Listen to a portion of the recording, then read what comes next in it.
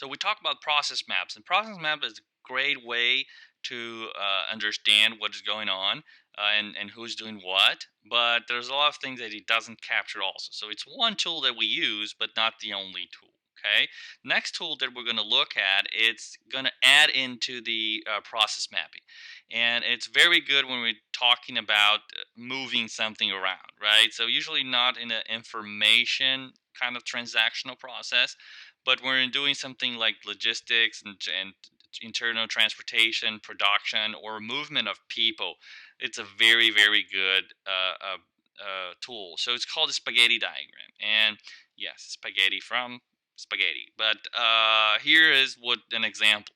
And basically, what you do is you take the operator, so whatever is moving, right?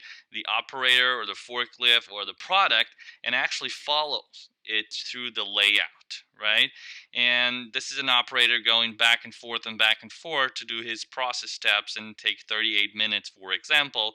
And it's you can see here why it's called spaghetti diagram, right? Because it goes back and forth and back and forth. You don't take out the pan. You stay with the pan, right?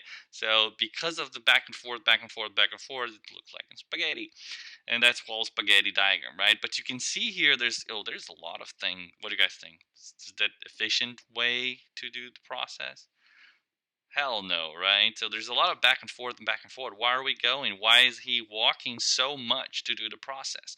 So that's what you want to show when you're doing spaghetti diagram. You want people to realize, I say, whoa, I didn't realize that we walk so much, or the operator walks so much, or the product goes so far away and all the way to the other side of my plant and come back. I didn't know that. So that's to show, visual, powerful tool to show those movements.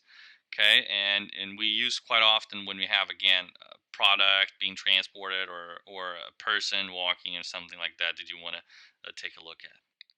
So you're going to the layout, you draw the layout, and you basically understand what the person or the product is doing over time. So this is I brought a real example from a capstone project, and it was done in a hospital. It was a picking process for surgeries, right? So this is a huge hospital. It has, I think, 30 different operating rooms doing surgeries all the time.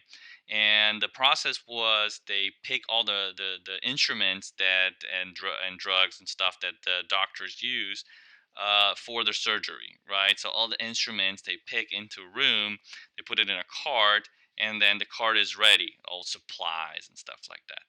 And then the cart is ready for the surgery, right? And the project was to improve that process of the picking process. So we went there, and that's the layout, and called supply room. And basically, one of students just stay there with the person, so the person start their process here, and here you can see all the back and forth with this person to pick up the material, right? So what do you guys think? Is that a very efficient way to pick up material? So you can think about a grocery store, right? Imagine if you go to a grocery store and you keep your cart in the same place and you walk and pick everything back and forth. That's not efficient, right? That's very, very inefficient. But the reason why the person was doing that was because sometimes to do some of the curves it was difficult. The card is not very good. The material isn't sometimes doesn't tell where it is. It's in a place. The logic, the sequence, the order that the things are on the list, picking list.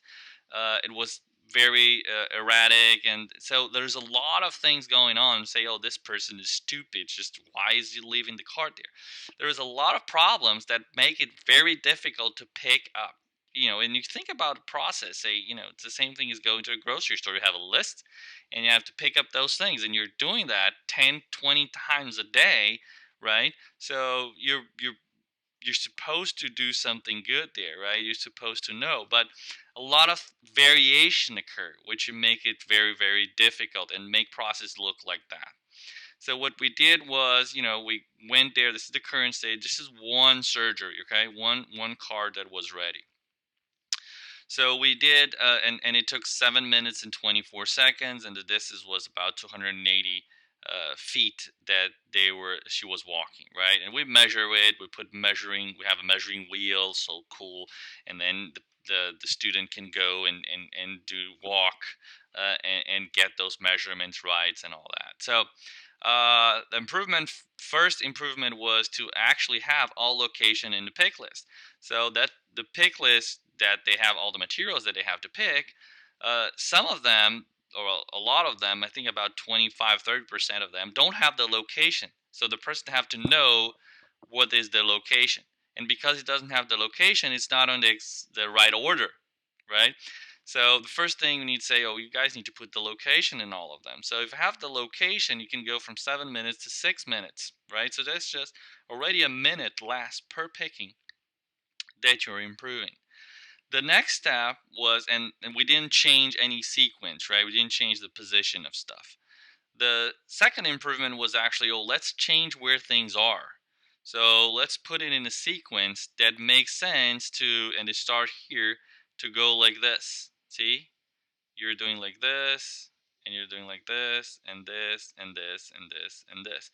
So there's a logic for that. And this one, you're doing here, and then you're going there, then you're going back. You're still going some back and forth here because the locations of the the shelves were not logic, right?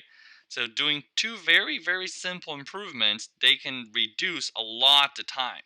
So this is 2 minutes per picking, right? So that's about 30% improvement right there. And I'll look at the distance. We cut to half the distance that they were moving. Okay, so that's why spaghetti diagrams in this case was so powerful. They show all the back and forth that these people were doing. This is another spaghetti diagram. It's just moving material, right? You can do it with material. We can do it with the person. You can do it again, even with the information. You can do it, right? So just a warehouse, uh, different products. So sometimes you have a product that have a different flow than the other one. So then you can show with different colors and stuff like that. So this is another example just in a warehouse.